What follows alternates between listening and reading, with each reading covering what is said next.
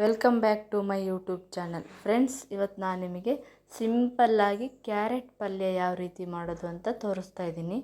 ನಾನಿಲ್ಲೊಂದು 4 ಕ್ಯಾರೆಟನ್ನು cut ಮಾಡಿ ಇಟ್ಕೊಂಡಿದ್ದೀನಿ, ಈರುಳ್ಳಿ ತೊಗೊಂಡಿದ್ದೀನಿ, ಟೊಮೊಟೊ, ಕರಿಬೇವು ಮತ್ತು ಕಾಯಿ. ಇಷ್ಟೇ ಸಿಂಪಲ್ಲಾಗಿ ನಾವು ಯಾವ ರೀತಿ ಪಲ್ಯ ಮಾಡೋದು ಅಂತ ನೋಡೋಣ. ಈಗ ನೋಡಿ, ಈ ರೀತಿ ನಾನು ಚಿಕ್ಕ ಚಿಕ್ಕದಾಗಿ ಕ್ಯಾರೆಟನ್ನು ಕಟ್ ಮಾಡಿ ಇಟ್ಕೊಂಡಿದ್ದೀನಿ. ಈ ಕ್ಯಾರೆಟ್ ಪಲ್ಯನ ತುಂಬಾ ಟೇಸ್ಟಿಯಾಗಿರುತ್ತೆ. ಇದು ರೊಟ್ಟಿ ಜೊತೆಗೆ, ಚಪಾತಿ ಜೊತೆಗೆ, ದೋಸೆ ಜೊತೆಗೆಲ್ಲ ಹಚ್ಕೊಂಡು ತಿನ್ಬೋದು. ಬನ್ನಿ ಯಾವ ರೀತಿ ಮಾಡೋದು ಅಂತ ನೋಡೋಣ. ಈಗ ನಾನೊಂದು ಕುಕ್ಕರ್ ಇಟ್ಕೊಂಡಿದ್ದೀನಿ. ಕುಕ್ಕರ್ಗಾದ್ಮೇಲೆ ಎಣ್ಣೆ ಹಾಕ್ತಾಯಿದ್ದೀನಿ.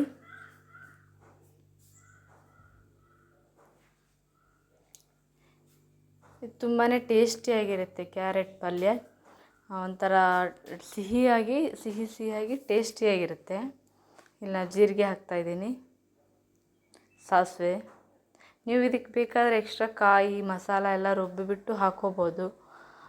ನೀವು ಬೇಳೆ ಜೊತೆಗೂ ಮಿಕ್ಸ್ ಮಾಡಿ ಮಾಡ್ಬೋದು. ಬಟ್ ಸಡನ್ನಾಗಿ ದಿಢೀರೇನೆ ಏನು ಪಲ್ಯ ಮಾಡಬೇಕು ಅಂತ ಯೋಚನೆ ಬಂದಾಗ ಕ್ಯಾರೆಟ್ ಇದ್ದರೆ ಕ್ಯಾರೆಟ್ ಪಲ್ಯ ಮಾಡ್ಕೋಬೋದು. ನಾನಿಲ್ಲಿ ಕರಿಬೇವು ಹಾಕ್ತಾಯಿದ್ದೀನಿ, ಹಾಗೆ ಈರುಳ್ಳಿ ಹಾಕ್ತಾಯಿದ್ದೀನಿ. ಒಂದು ಈರುಳ್ಳಿನ ಕಟ್ ಮಾಡಿ ಇಟ್ಕೊಂಡಿದ್ದೆ, ಮತ್ತು ಟೊಮೊಟೊನೂ ಕೂಡ ಹಾಕ್ಕೋತಾ ಇದ್ದೀನಿ. ನೀವು ಬೇಕಂದರೆ ಕ್ಯಾರೆಟನ್ನು ಫಸ್ಟೇ ಬೇಯಿಸ್ಕೊಂಡ್ಬಿಟ್ಟು ಆಮೇಲೆ ಒಗ್ಗರಣೆನೂ ಕೊಡ್ಬೋದು. ನಾನಿಲ್ಲಿ ಒಟ್ಟಿಗೆ ಮಾಡ್ತಾಯಿದ್ದೀನಿ, ಒಗ್ಗರಣೆ ಹಾಕಿಬಿಟ್ಟೆ ಕ್ಯಾರೆಟ್ ಬೇಯಿಸ್ತಾ ಇರೋದು. ನೀವು ಬೇಕಂದರೆ ಆ ರೀತಿಯೂ ಮಾಡ್ಬೋದು. ನಾನಿಲ್ಲಿ ಒಂಚೂರು ಅರಿಶಿನ ಹಾಕ್ತಾಯಿದ್ದೀನಿ, ರುಚಿಗೆ ತಕ್ಕಷ್ಟು ಉಪ್ಪು, ಸ್ವಲ್ಪ ಖಾರ ಹಾಕ್ತಾಯಿದ್ದೀನಿ. ನೀವು ಇಲ್ಲಿ ಬೇಕಾದರೆ ಹಸಿಮೆಣಸನ್ನು ಕೂಡ ಪೇಸ್ಟನ್ನು ಹಾಕ್ಕೋಬೋದು, ಇಲ್ಲ ಅಚ್ಚ ಖಾರದ ಪುಡಿನೂ ಹಾಕ್ಕೋಬೋದು.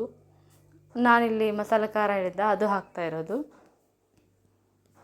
ನೋಡಿ, ಈ ರೀತಿಯಲ್ಲಿ ಸ್ವಲ್ಪ ಬಾಡಿಸ್ಕೊಂಡು ನಾವು ಕ್ಯಾರೆಟನ್ನು ಕಟ್ ಮಾಡಿ ಇಟ್ಕೊಂಡಿದ್ದೀವಲ್ಲ, ಆ ರೀತಿ ಆ ಕ್ಯಾರೆಟನ್ನು ಅದಕ್ಕೆ ಹಾಕಿಬಿಟ್ಟು, ನೀವು ಬೇಕಾದ್ರೆ ತುರಿದು ಮಾಡ್ಬೋದು, ಕ್ಯಾರೆಟನ್ನು ತುರಿದ್ಬಿಟ್ಟು ಪಲ್ಯ ಮಾಡ್ಬೋದು. ನಾನಿಲ್ಲಿ ಸ್ವಲ್ಪ ಬೇಡ ಅಂತ ಹೇಳ್ಬಿಟ್ಟು ಕಟ್ ಮಾಡೇ ಮಾಡ್ತಾಯಿರೋದು.